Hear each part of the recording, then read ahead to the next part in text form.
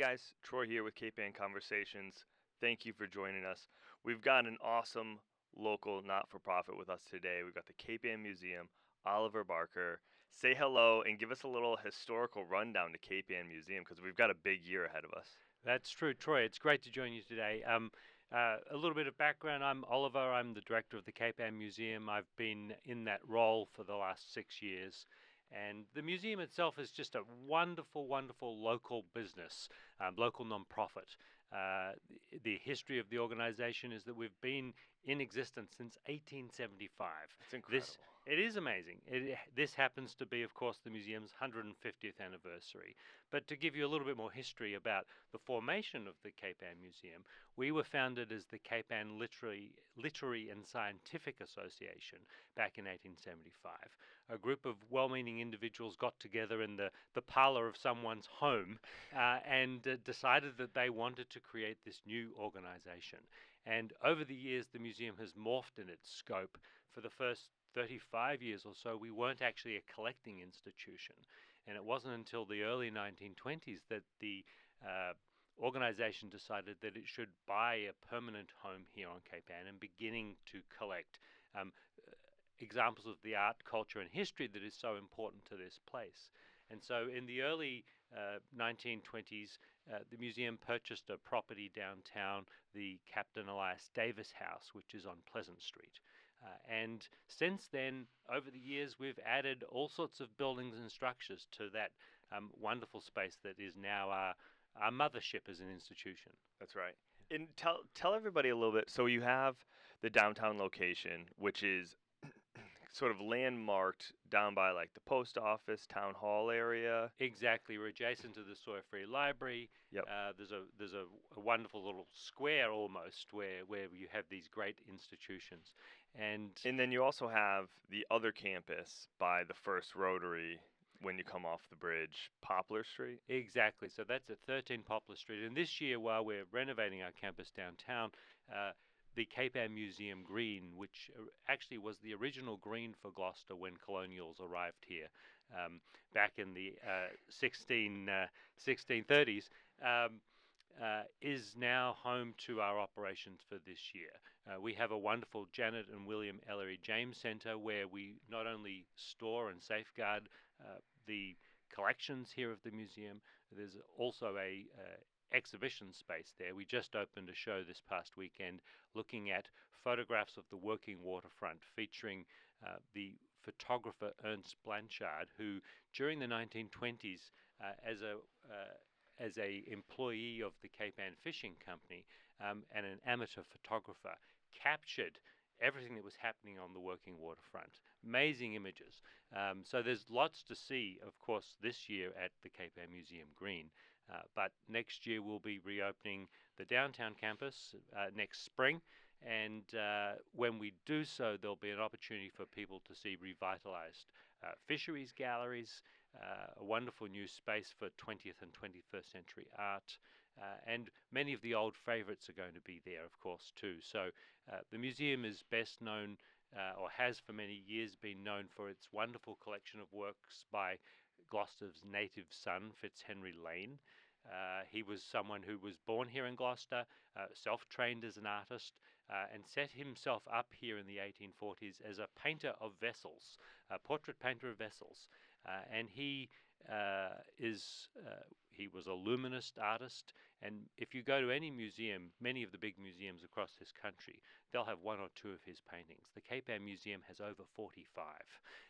We also have 120 of his preparatory drawings, and this is really significant because the museum over many years has really invested in scholarship about Lane. Why was he important? We've established a catalogue raisonné online so you can actually look at all the paintings he ever created that have been collected by the museum. A lot of scholarship's gone into understanding what's in each of these paintings. If we know the name of a vessel and we know where it traveled, and we perhaps even have its logbooks, that information's all available through the website. So Lane has been a really important connector for the museum over the years, and certainly during my time at the institution has allowed us to really put the museum on the map with these various other exhibitions that we have held. early on after my arrival, there was a wonderful show here looking at the American painter Winslow Homer in 2019. We had in 2023 Edward Hopper as an exhibition. And when we reopen next summer, one of the big exhibitions we will be mounting is an exhibition looking at three American modernist painters, Mark Rothko, Milton Avery, and Adolf Gottlieb, all of whom spent very formative summers here in the 20s, 30s, and 40s. They were Milton Avery's wife, Sally Michael Avery, referred to them as a close-knit trio. These were wonderful friends who painted together, worked together in New York, and then summered here on Cape Ann. And so there's a lot happening and a lot to Yeah. see.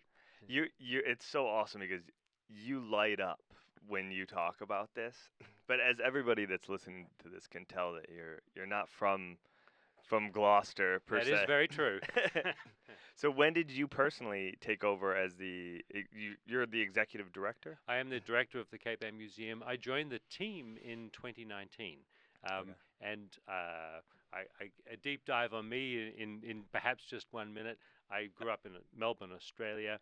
I was trained as a painter myself, and very quickly realized that as interesting as I thought my own work was, to me, being around the art, not necessarily my art, was the most important thing. And so I transitioned very quickly to working for museums.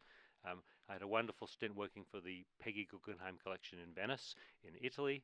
Learned how to row Venetian style, standing up, and from there have always worked for organizations, for cultural organizations. Most recently, prior to my role at the Cape Ann Museum, I was working at the Museum of Fine Arts in Boston. And so I guess I've been doing what I do now for the best part of 30 years. And as you say, it's visible. I love it. I mean, I think the stories we have to tell here on Cape Ann are so significant. They're locally relevant, but also have much greater national significance. And so to me, each and every day is a new challenge. And it's exciting because I get to learn about someone or something that I didn't know beforehand, and it builds sort of my understanding of how significant this place really is. Yeah, there's so much history here. It Yeah. just goes on and on. It's limitless. So, for those that haven't been to the Cape Ann Museum, either either location, can you paint a little picture as to what it's like in there and who's coming to the museum? What is there for children? How many buildings there are? What sort of exhibits are you particularly showing? It's mostly artwork. Sort of paint that picture, the visual through words, if you will. Yeah, I'd be delighted to do that. I think for anyone visiting the Cape Ann Museum Green this year, which is the campus that is open, that campus, which is right here at the gateway to anyone coming into Gloucester or Rockport, it's right at the Rotary here, just off Route 128. If you go around to Poplar Street, which is where the main entrance is, and drive in, we have an ample parking lot area there. There's a wonderful exhibition space for people to visit, where there is the Blanchard Show right now. In addition, we have a space on the property called the Carlson Education Centre, where we are offering programs for kids, and also just general education programs throughout the week. I would recommend anyone going to the museum's website, thecapeannmuseum.org, to find out what those programs are. I know that, for instance, on a Thursday morning, we have something that is called Coffee and Conversations. It's a wonderful new initiative, really popular with our visitors now, where we pull out one work of art that people are missing perhaps during this year while we're closed at our downtown campus for the renovations. And a docent will pull that work of art, put it in a context, and then we'll actually have the ability as a group to see the piece as well. Yep. So wonderful things like that. There are donuts and coffee that go along with it. It's a wonderful complimentary program that the museum's offering. But just in terms of other things that are available at the Cam Green campus, we also, in addition to the exhibition space and the education space, there are these two really wonderful properties, historic structures that the museum owns. One of them is called the White-Ellery House. It's the house that was moved when the rotary and the highway was being built in 1947, and it's a house that dates from 1710. It was moved just 200 feet in order to be saved.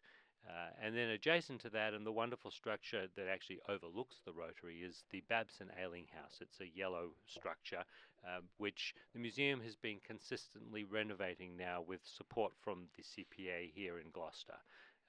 And that house is, at the moment, it's our temporary offices. It is not open to the public yet, but our ultimate goal is to open up both of those structures so that people can see and learn more about what it was like to live here during colonial times. And you guys, I'll let you take the glory here, but you just completed a campaign that's going to change the downtown location pretty significantly. We did. You're nice to mention it. So the museum over the last 5 years has been working quietly on raising money to do three things. First was to create the Cape Ann Museum Green Campus, which we're now all benefiting from using. Secondly, we were wanting to renovate our downtown campus. And thirdly, we wanted to add to the museum's modest endowment, because it's no secret, as with any non-profit, the larger your endowment, the better off the institution is going to be in the future. And so I'm very happy to share with you today, and you're actually the first person where I'm saying this to publicly, that having announced our campaign last year with the goal of raising $20 million, I'm delighted to say that we actually raised $23.2 million. Congratulations. It's fantastic. And that's a real community effort. We have hundreds of households from across Cape Ann that contributed to that success. Yeah. And to me, that's another great motivator each and every day, that we just have so many people that appreciate the art, culture, and history of this place and want to see an institution like CAM really gain momentum. It makes you feel good when you beat a goal like that. That the community is supporting you just like so intentionally in beating that goal, and it's just, you have the staying power then. Exactly. And for an institution that's been around 150 years, as a result of that campaign, I think there's a love and appreciation for what the museum does, and I can only hope that we will be around for many, many decades to come. What people don't understand is it's not just a museum to go to look at the history and the artwork, but that support goes well beyond even just the museum itself. It's for the community, because we were talking about this before, the drive of the people that come. You had a very specific example about a recent exhibit that was it last summer? So it was in summer of 2023 during Gloucester's 400 plus anniversary. We had an exhibition looking at the work of Edward Hopper. It was an exhibition that explored the work of Edward Hopper and the relationship that he had with Gloucester, and the role that his later wife, Jo Nivison Hopper, played in really elevating his career. It was a fascinating story because he came here to Gloucester in 1923, so over a century ago. He was 41 years of age, and he had not sold a painting for a decade. And so our exhibition actually charted a real transition, the exposure to Gloucester. He painted a house on Rocky Neck, and the painting of that home was caught national attention. It was purchased by the Brooklyn Museum, and during the course of the next decade, his career completely changed. He came back to Gloucester as a real source of inspiration, and our exhibition brought together over 65 of his paintings that are dispersed across the country that represent Gloucester each and every day, Yeah. but hadn't been seen here since they were created. That show was a very exciting exhibition to put together, but most importantly, in thinking about the role of the Chamber of Commerce here and all the wonderful businesses that make up the area of Gloucester, or the greater area of Cape Ann generally, we know that that our exhibition was a huge driver for cultural tourism. During the 12-week run of the exhibition, we had 37,500 visitors who came to the museum. And anecdotally, we heard from businesses that they saw such a huge uptick in their own operations Yeah, that suddenly ended when on October the 16th we closed the doors to the show. So absolutely. They're I going to restaurants, they're walking to downtown shops, they're staying in hotels, they're doing all of these other ancillary pieces. which is so important. So It is. we are certainly very excited when the museum reopens next spring. We hope there'll be a lot of publicity and new attention that will come to the city as a result. And then next summer, with our exhibition devoted to the work of Avery, Gottlieb, and Rothko, we are again uh, very hopeful that there'll be a lot of interest and it will drive a lot of new visitor tourism to this area. Yeah, I think that's what we all need, all of these other ancillary items going on so that there's a robust activity in Gloucester. It's not just a fishing community, it's a art and history, it's a destination for food and entertainment. It's so many different things right here in our backyard. And people are coming from all over the place. And we've had people on that run local inns, and now it's not just June through August. It's going into the shoulder seasons into October and as early as April, and we're making Cape Ann sort of a year-round tourist place, which is awesome. It's awesome for our economy and the stability of everybody else that's involved in this economy. I couldn't agree more. It's such an exciting place to live and to be, part of this community. And yes, I think it's very exciting what we're all doing, and it is a collective effort. And I'd like to emphasize that the Cape Ann Museum is just one of a whole group of organizations Yeah. that make this place really special and unique. How many people work at the Cape Ann Museum now? So I have a team of 19 colleagues. So we're a small but nimble organization, and I'll emphasize again, just for some of your listeners that perhaps are new to the institution, the museum is responsible for all sorts of other things that we do in the community here. We have a wonderful program where we work with the Grace Center, and we provide lunch for those people that are food and home insecure. We provide lunch on a bi-weekly basis, and like to always pair that with a cultural activity. Letting those people know that they are very welcome and they're exactly the sort of people in our community that we want to see within our galleries. So that's a really important thing that we do. And then more broadly, every year the museum has a whole series of signature gatherings that we organize. You may have heard of Gloucester's So Salty, which takes place in the dead of winter. It's normally the third weekend in January. And it's a wonderful opportunity where the museum and a number of other partners commission ice sculptures that are positioned around the city. And then we have all sorts of wonderful activities that go along with it, from I'm losing the words here. That's all right. But Does Cape Ann Museum, one of the things I always try to break down the barriers of is museums like this. They're typically accessible for all, just like you're talking about with like the Grace Center and others.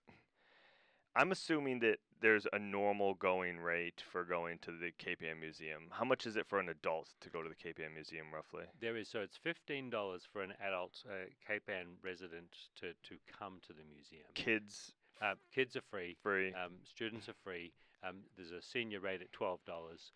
I'll emphasize this year that given our condensed operations, the museum is completely free. So all the activities we've been talking about today that take place at the Cape Ann Museum Green are completely free. Get out of here.